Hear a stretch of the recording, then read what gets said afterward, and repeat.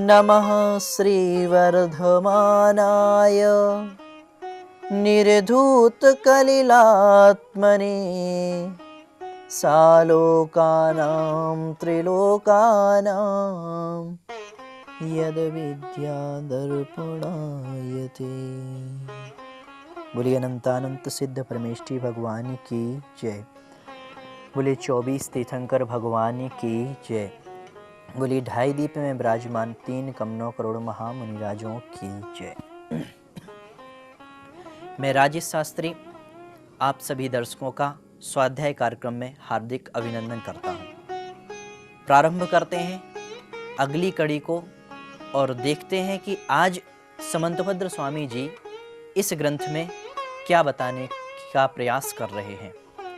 अभी तक हमने 2 श्लोकों के माध्यम से उस धर्म की प्ररूपणा को जाना।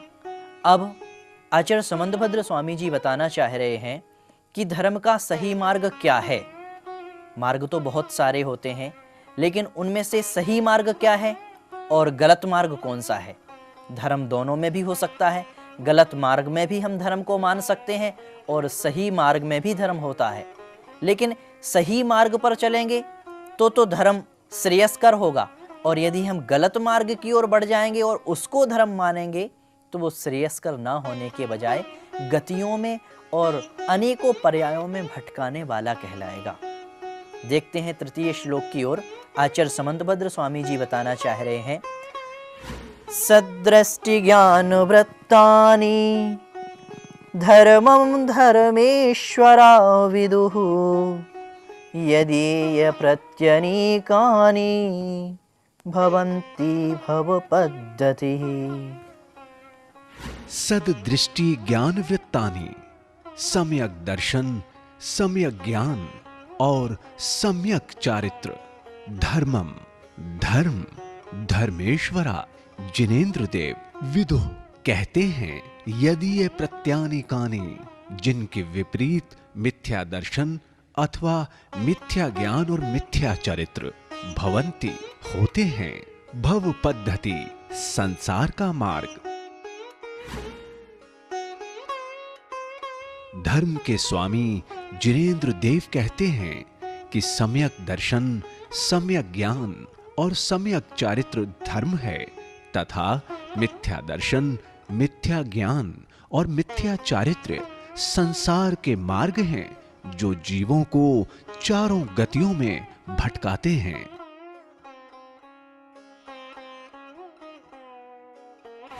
देखते हैं अन्वय के साथ।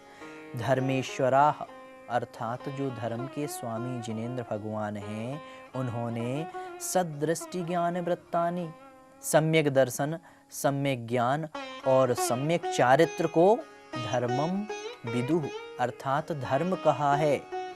यदि ये प्रत्यनीकानि तथा इनसे ठीक विपरीत अर्थात मिथ्या दर्शन, मिथ्या ज्ञान और मिथ्या चारित्र, ये भव पद्धति अर्थात संसार की संतति को भवंती अर्थात बढ़ाने वाले होते हैं। आचार्य ने 2 मार्गों का कथन किया।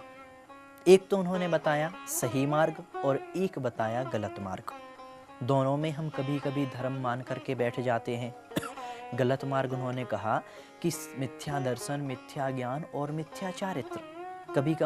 कभी कभी हम अपने ज्ञान को मिथ्या मान कर, अपने ज्ञान को सम्यक मान करके, जो मिथ्या है उसको मान करके उसकी ओर बढ़ते चले जाते हैं और उसी में रम जाते हैं और उसी को धर्म स्वीकार लेते हैं। लेकिन वह धर्म हमें उत्तम सुखों को दिलाने वाला नहीं होता, वह तो संसार की संतति को बढ़ाने वाला होता है।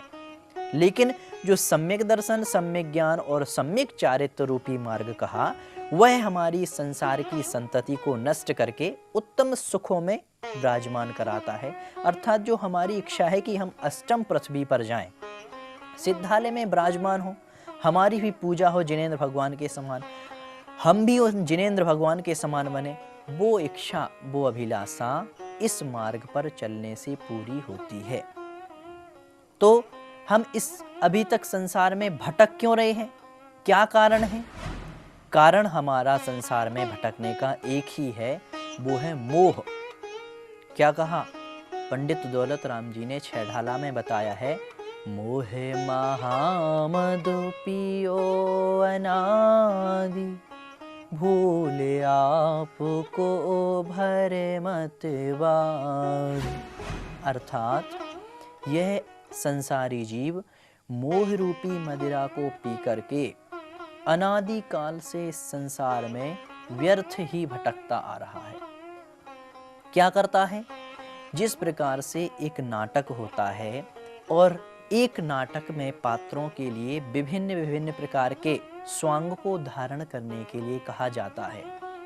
कहते हैं कि तुम राजा बन जाओ, तुम मंत्री बन जाओ, तुम रानी बन जाओ, और उन पात्रों को धारण करने के बाद क्या उसी पात्र में रम जाते हैं? क्या उसी को अपना जीवन मान लेते हैं वो नाटक के पात्र? नहीं, कुछ देर के लिए उस स्वांग को धारण करते हैं, वापिस अपने उसी पर्याय में आ जाते हैं, अर्थात जो उनकी पर्याय है, जिसको वो जी रहे हैं और जिसको जीने का प्रयास कर रहे हैं। उसी प्रकार से हमारी ये मनुष्य आदि पर्याय हैं, ये भी एक नाटक की तरह हैं। कैसे नाटक की तरह हैं? हम इनमें कौन सा स्वांग धारण करते हैं और हमें क्या विचार करना चाहिए जिससे हमें संसार से मुक्ति मिले, ये सब हम देखते हैं एक छोटे से ब्रेक के बाद।